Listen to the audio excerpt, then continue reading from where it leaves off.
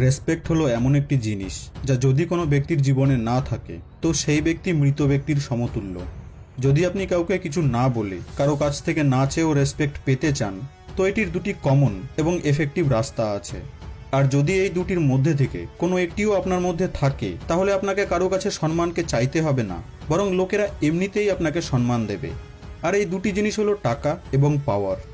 যদি আপনার কাছে টাকা এবং পাওয়ার থাকে, ভালো জব থাকে, হাই পজিশন থাকে, তাহলে আপনাকে সম্মান চাইতে হবে না কারো কাছে, আপনি এমনিতেই সম্মানীয় হয়ে যাবেন।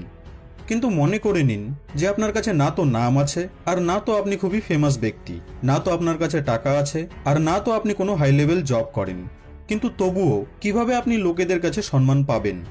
এমন কোন ধরনের পার্সোনালিটি রয়েছে যেটির সাহায্যে টাকা, নাম, পাওয়ার না থাকা সত্ত্বেও লোকেরা আপনাকে সম্মান করবে? রেসপেক্ট পাওয়ার জন্য আপনাকে কোনোদিনই কারো কাছে ভিক্ষে চাইতে হবে না। আপনিও যেন সম্মান পান এবং লোকেরা যেন আপনাকে শ্রদ্ধা করে। মনোযোগ দিয়ে শুনুন। সম্মান মানে রেসপেক্ট। আর ফর রেসপেক্ট এবং আর ফর রিফ্লেকশন। রেসপেক্ট অর্থাৎ রিফ্লেকশন। সম্মান রিফ্লেক্ট হয়ে ফিরে আসে, নাকি আপনাকে কেউ দেয়। ব্যাপারটিকে ভালো করে বুঝুন। যদি কেউ আপনাকে সম্মান দিচ্ছে না তো এর একটি পসিবিলিটিস হলো এই যে সামনের ব্যক্তিটি আপনার কাছ থেকেও সম্মান পায় না। এবার যেহেতু সামনের ব্যক্তিটি আপনার কাছ থেকে সম্মান পাচ্ছে না, তাই সে আপনাকেও সম্মান করবে না। Respect is not one sided, এটি প্রিপেড সার্ভিসের মতো জিনিস। মানে আগে আপনি কিছু দেবেন, তবেই আপনি কিছু পাবেন।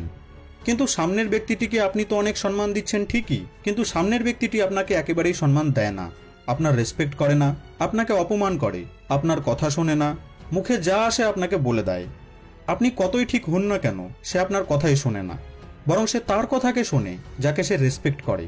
হোক না সে ভুল, তাতে কোনো যায় আসে না। তো এমনটা কেন হয়? দেখুন বন্ধু, সামনের ব্যক্তির মনে আপনার এক এমন ইমেজ তৈরি থাকে। আজ আপনার স্ট্যাটাস কি, আপনি কি বলেন, আপনি কি পড়েন, আপনি কতটা নিজের দেওয়া কথাকে রাখেন, এই সকল বিষয়গুলির ব্যাপারে সামনের ব্যক্তির মনে এক ছবি আগে থেকেই তৈরি হয়ে আছে।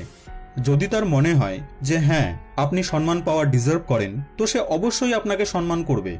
কিন্তু মনে রাখবেন যে তার মনে আপনার প্রতি যে ছবি তৈরি হয়েছে সেটি অন্য কেউ নয়, বরং আপনি নিজেই তাকে সেই ছবিটি তৈরি করতে হেল্প করেছেন। তো প্রশ্ন হলো যে সম্মান পাওয়ার জন্য ডিজার্ভ কিভাবে হব? তো এর বেশ কয়েকটি মাধ্যম রয়েছে, আর এখান থেকেই আপনি আমার কথাগুলোকে মনোযোগ দিয়ে শুনুন। টিপ নাম্বার 1, যদি আপনার জীবনে কোনো লক্ষ্য এবং উদ্দেশ্য রয়েছে এবং যদি আপনি সেই উদ্দেশ্যকে সফল করার জন্য মন প্রাণ দিয়ে পরিশ্রম করছেন, তো এক্ষেত্রে কিছু কিছু লোক তো লাইফে এমন বেরিয়ে আসবে যারা আপনাকে দেখে হিংসে করবে, আপনাকে দেখে রাখবে যে আপনি যেন তাদেরকে ছাড়িয়ে না চলে যান। কিন্তু এরই পরিবর্তে এমন বহু লোক বেরিয়ে আসবে যারা আপনাকে বিশ্বাস করবে, যারা মনে মনে ভাববে যে এই মানুষটি সত্যি অনেক পরিশ্রমী, এই মানুষটি হয়তো লাইফে কিছু করে দেখাতে পারবে, এই মানুষটি সময়ের মূল্য জানে, না সে নিজের সময় নষ্ট করে আর না তো অন্য কারো সময়কে নষ্ট করে। এর লাইফে একটি গোল রয়েছে, এর কাছে তো লোকেদের ব্যাপারে সমালোচনা করার সময় নেই।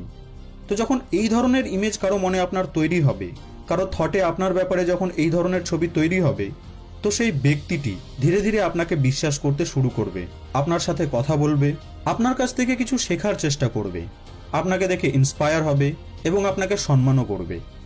আমি বলছি না যে যদি আপনি লাইফে পরিশ্রমী হয়ে যান এবং নিজের একটি গোলকে সেট করে নেন তাহলে সবাই আপনাকে সম্মান দিতে শুরু করবে। সবাই করবে না, বাট 1 থেকে 2 জনকে বাদ দিয়ে ম্যাক্সিমাম লোকই আপনাকে সম্মান দেবে। আর দেখুন, কেউ আপনাকে দেখে জ্বলুক বা সম্মান দিক, দুটির রিজন কিন্তু একটাই, যে আপনি তাদের থেকে অনেক বেটার।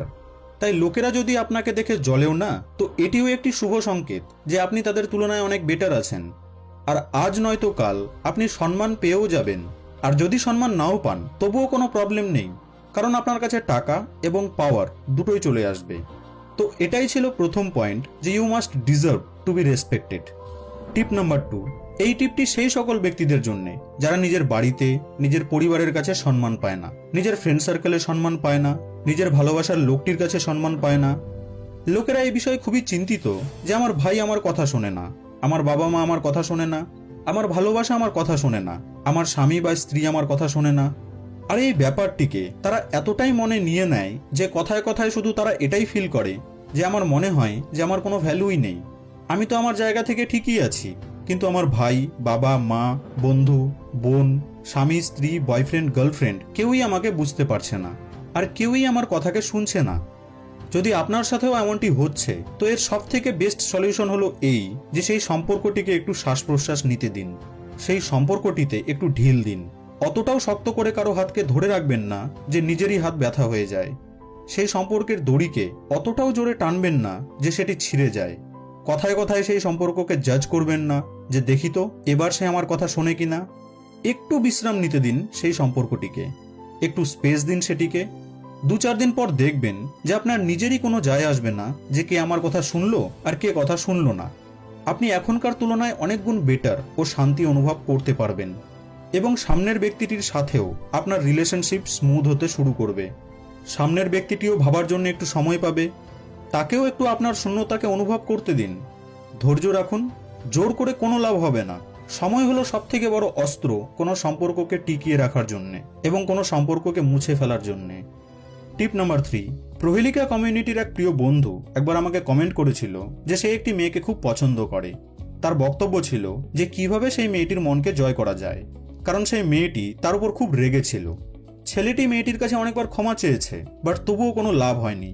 তো এই টিপটি শুধুমাত্র সেই বন্ধুর জন্যই নয়, বরং আপনাদের জন্যেও।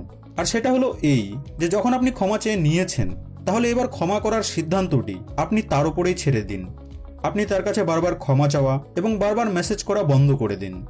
এবার থেকে তাকে সরি বলা বন্ধ করে দিন, এমনকি অন্য কিছু বলাও বন্ধ করে দিন। এই মুহূর্তে আপনি থেমে যান এবং নিজের ক্যারিয়ারের উপর ধ্যান দিন। কারো কাছে বারবার ক্ষমা চাওয়ার তুলনায় আপনার লাইফে এমন হাজার হাজার প্রোডাক্টিভ কাজ রয়েছে। দেখুন, প্রবলেমটি কোথায় জানেন? আমরা সবসময় কোনো কারণ ছাড়াই সরি সরি সরি বলতে থাকি। আমার মনে হয় যে 2বার সরি বলুন অথবা 3বার সরি বলুন, আর যদি খুবই কাছের কোনো ব্যক্তি হয় তাহলে 4বার বলুন, বাট এতটুকুই। এতটা নিচু কোনোদিনই হবেন না যে আপনার নিজেরই উঠতে অসুবিধে হয় এবং আপনার সেলফ রেসপেক্ট ডাউন হয়ে যায়। সামনের ব্যক্তিটি তো আপনাকে সম্মান করছে না, এমন যেন না হয়ে যায় যে আপনি নিজেও নিজেকে অপমানিত করতে শুরু করেন। টিপ নাম্বার 4, ইমোশনকে ম্যানেজ করে কথা বলতে শিখুন।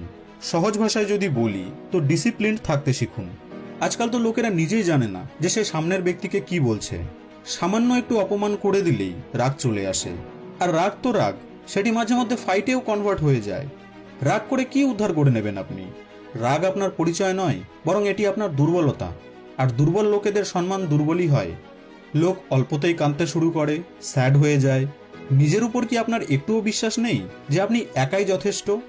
নিজের শব্দ এবং ইমোশনকে অতটাও সস্তা বানিয়ে দেবেন না যে মুখ দ্বারা শব্দ এবং ইমোশনে বয়ে গিয়ে যা তা বলে দেবেন। নিজের শব্দের শক্তিকে চিনুন। যদি আপনি সঠিক সময় সঠিক শব্দকে বলতে শিখে যান এবং যদি লিমিট হিসেবে বলেন, তাহলে এতে আপনার 2টি লাভ রয়েছে।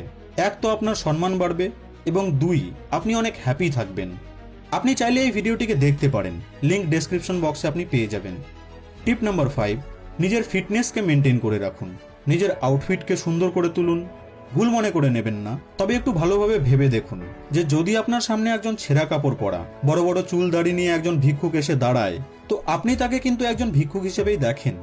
যদি একজন ডক্টর অপারেশন থিয়েটার থেকে বেরিয়ে আপনার সামনে আসে নিজের ইউনিফর্মে, তো আপনি তাকে খুবই সম্মান দেন। এই 21st সেঞ্চুরিতে আপনি কি পরিধান করছেন তা বলে যে আপনার স্ট্যাটাস কি। সেই ডাক্তারবাবু তার সেই সাদা কোটটিকে এমনি এমনি পরেনি, এর জন্য তাকে প্রচুর পরিশ্রম করতে হয়েছে। যদি আপনার সামনে একজন পুলিশের ড্রেস পরে আসে, তো আপনি তাকেও অনেক সম্মান করেন। যদি আপনার সামনে একজন আর্মির ড্রেসে আসে, তো আপনি তাকেও অনেক সম্মান করবেন। আমি বলতে চাইছি যে আপনার বেশভূষা এবং আপনার ফিটনেস আপনাকে সম্মানিত হতে অনেক সাহায্য করে। হতে পারে যে আপনি একজন ডক্টর নন, একজন পুলিশ অফিসার নন, একজন সোলজার নন, কিন্তু আপনি যা পরিধান করছেন সেটিকে তো একটু ভালোভাবে পরিধান করতে পারেন। চলুন ভিডিওটিকে একবার আমরা সামারাইজ করে নিই যে কিভাবে আপনি লোকেদের কাছ থেকে সম্মান পেতে পারেন। টিপ নাম্বার 1, নিজের জীবনে একটি উদ্দেশ্য রাখুন। You must deserve to be respected. Tip number 2, সম্পর্ককে একটু ঢিল দিন। সবসময় শক্ত করে ধরে রাখলে আপনারই ক্ষতি। প্রয়োজনের থেকে বেশি আশা রাখবেন না। টিপ নাম্বার 3, সবসময় সবার কাছে সরি সরি বলবেন না, বরং এর থেকে ভালো আপনি নিজেকে ইমপ্রুভ করুন। টিপ নাম্বার 4, ইমোশনসকে ম্যানেজ করে কথা বলুন। এবং টিপ নাম্বার 5, নিজের ফিটনেসের ওপর ধ্যান দিন। আশা করছি এই ভিডিওটি আপনাকে ভালো লেগেছে। ভিডিওটি ভালো লেগে থাকলে লাইক এবং শেয়ার করতে ভুলবেন না কিন্তু। আপনাদের সঙ্গে আবার দেখা হবে নেক্সট ভিডিওতে।